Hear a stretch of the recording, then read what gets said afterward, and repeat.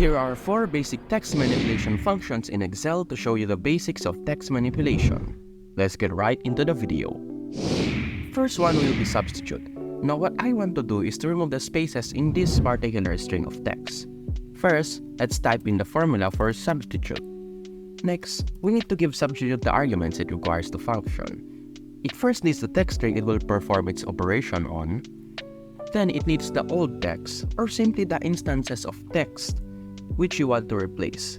Finally, it requires the new text, which is simply the text that you replaced the old text with. Since we want to remove the spaces, I'll encase a space character in double quotation marks for old text, which means that everything inside this is a string.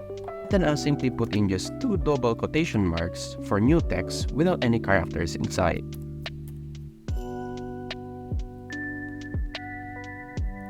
This function has a lot of other uses, but this is basically the basics of how to use substitute. The next function in our list is length. Now the length or length function simply requires a text string as an argument. Now what length does is that it measures the length of any string of text you give it, which includes spaces. It might seem useless at first, but paired with operations and other functions like left, right, or mid, it starts to become really powerful. I plan to make a future video explaining more in depth about text manipulation. Just from the name, it's pretty obvious that TEXTJOIN is used to combine or join together strings of text. Now what I want to do is to combine the user's first name with their last name. First, we need to tell TEXTJOIN what delimiter to use, which will be a space.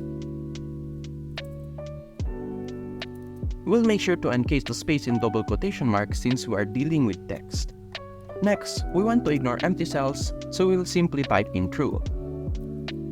And finally, we'll give the range of data that TEXTJOIN will join together.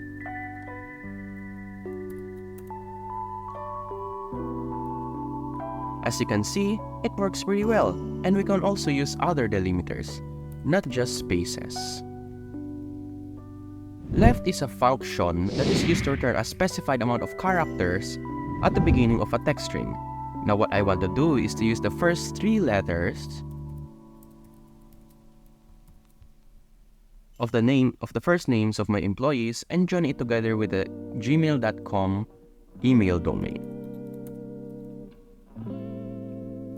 We'll use the ampersand to concatenate the first 3 letters with the email domain provided. Make sure to set the cell reference for the email domain as absolute, or else things will go wrong.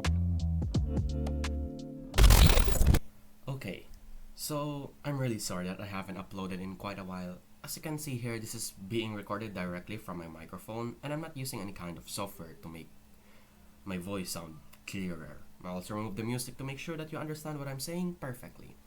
So, what's the reason why I didn't upload for such a long time? Well, it's been really busy in school, like really busy. There's a lot of stuff currently happening, so I didn't really have time to do YouTube. I also started to procrastinate more often, but after some changes and videos I watched, I slowly started to procrastinate less often. So, starting from now, I'm planning to start uploading constantly again. I know a lot of you will not watch through this whole section and just skip ahead, and that's totally fine. This is just me releasing a bit of stress.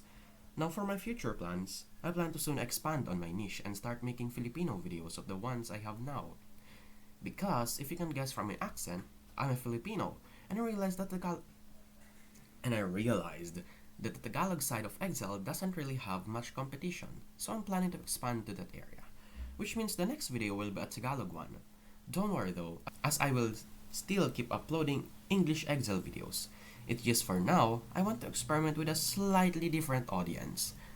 I also plan to make a weekly email newsletter about Excel when we reach 100 subscribers, which will be both for my English-speaking audience and Tagalog as well. If you're curious, you can check out what video I'm currently using as B-roll right here. Also, learn more about the basics of formulas by watching this video right here. You can also check out my Excel in Excel playlist, which contains lots of valuable things in it. Once again, this was Minimalism Excel, and I hope to see you next time.